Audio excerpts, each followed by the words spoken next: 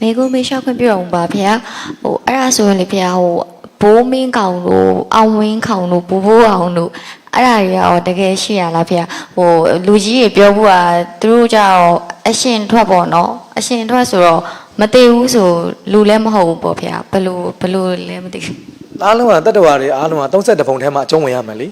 နော်သူတို့ရဲ့သမိုင်းကြောင့်လည်းဖတ်ကြည့်မှာပိုနားလည်မယ်ပေါ့နော်သူတို့ဒီဘာအကျင့်တွေကျင့်ခဲ့တာလဲပေါ့နော်ပြီးရင်သူတို့တည်သွားတယ်နော်တည်သွားတော့အရှင်ထွက်တယ်ဆိုမှတကယ်တော့တည်သွားတာပါပဲနော်ဒီလူဘဝတည်သွားပြီးတော့နောက်ထပ်ဘဝတစ်ခုရောက်သွားတာအဲ့တော့သူတို့ဒီရုပ်ကစိုးနက်ပုံစံမျိုးဖြစ်သွားသလားပေါ့နော်အဲ့လိုမျိုးလည်းရှိတယ်လေဒီလိုမျိုးတိတန်32ပုံကလွတ်သွားတဲ့တတ္တဝါဆိုတာလုံးဝမရှိပါဘူးနော်32ပုံထဲမှာအကျုံးဝင်ရပါတယ်နော်အဲ့တော့လူသားမဟုတ်ဘူးဆိုရင်တို့ဒီnetထဲမှာပါရမယ်ပိတ်တာထဲမှာပါရမယ်အဲ့တော့ပိတ်တာလားနတ်လားနှစ်ခုမှတစ်ခုတော့သိချတယ်နော်တို့ဒီပိတ်တာဖြစ်နေတာလားနတ်ဖြစ်နေတာလားဆိုတော့သူမဟာရနတ်အုပ်စုကအရန်ကျေပြန့်တယ်နော်ဒီတောဆောင်နဲ့တောင်ဆောင်နဲ့သစ်ပင်ဆောင်နဲ့ဘုံမစိုးနတ်ဒီနတ်တွေအားလုံးကဒီစတုမဟာရလက်အောက်နတ်တွေကြီးပဲတို့နတ်ဘလူးတွေရှိသေးတယ်တော့ဘလူးပဲသူကနတ်ဘလူးအုပ်စုတွေသူတို့အားလုံးလည်းဒီစတုမဟာရနတ်အုပ်စုတွေကြီးပဲဒါကြောင့်ဒီဘိုးမင်းခေါင်တွေဘာညာတွေကလည်းပဲသူတို့ဟာပိတ်တာဖြစ်နေဖြစ်နေမယ်ပိတ်တာဆိုတဲ့နေရာမှာလည်းတကူအဆွမ်းသားရှိတဲ့ပိတ်တာဆိုတာရှိတာပဲလေ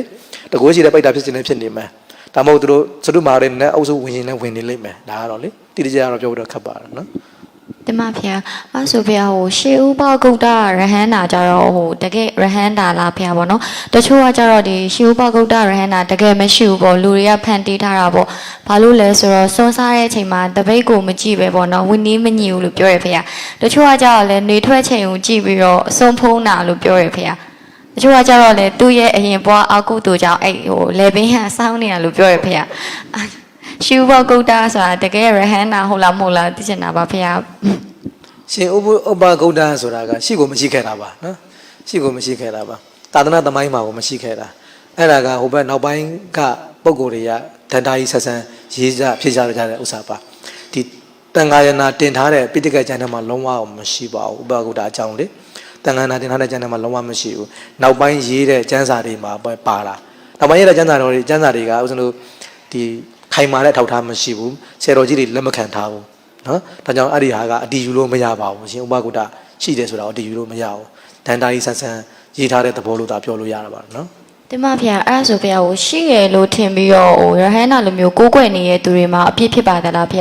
တပည့်တော်တို့အဖွားတွေဆိုလို့ရှိရင်သူတို့ကရေလန်းခရီးသွားရင်ရှုဥပဂုတ္တဆောက်ရှောက်ပေးရဆိုပြီးတော့အလိုအိမ်ရှိမှာကိုအလိုကိုးကွယ်ကြမျိုးရှိရဖေအဲ့ဒါဆိုရောငရဲကြီးပါသလားဖေတကယ်မရှိတာကိုကိုယ်ကွယ်ရင်တော့ဒါကကုသိုလ်စိတ်ပြောလို့မရဘူးလေရှိမှမရှိတာအောင်နော်ဆိုတော့စာပေထဲမှာပြောတယ်ပုထုဇဉ်ပုဂ္ဂိုလ်ကိုအရိယာအမှန်နဲ့ကိုယ်ကွယ်လို့ရှိရင်အကုသိုလ်ဖြစ်တယ်ဆိုတာပါတယ်နော်တကယ်ဥစဉ်ကပုထုဇဉ်ပဲရဲထုံးကဟာဘုန်းကြီးရတာရဟန္တာပဲဆိုစိတ်ကအာယုံပြုတ်ပြီးကိုယ်ကွယ်တယ်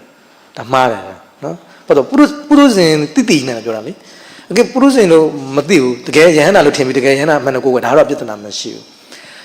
ဘူးတိနေပေါ့နော်ဟိုပုထုဇဉ်မှန်သိတာနဲ့ယဟန္တာမှန်နဲ့ကိုယ်ွယ်လို့ဆိုတာအပြစ်ရှိတယ်။ဒါမှားတယ်နော်။အဲ့တော့အရိယာဂုံကိုတင်ပြီးတော့ဆွဆွဲတယ်လို့ဖြစ်သွားတယ်။စာပေအထက်ကထာထဲမှာပြောထားတယ်နော်။အရိဘာတော့ပုထုဇဉ်နဲ့အရိယာကိုမထိုက်တန်ဘူးလေ။အဲကြောင့်ပုထုဇဉ်ကိုပုထုဇဉ်အမှန်နဲ့ပဲအာရုံပြုရမှာ။အရိယာလိုအာရုံပြုလို့မရအောင်။အခုအဲ့တော့တကယ်မရှိတာကိုအရှိသဘောမျိုးလောက်ကိုယ်ွယ်တာဒါမှားရင်တော့ကိုယ်ွယ်ခြင်းတစ်ခုသာဖြစ်တယ်လေ။ကုသိုလ်ရတယ်လို့ပြောလို့တော့မရအောင်ဒါလေ။ဒီကဲမှမရှိတာဘူးနော်။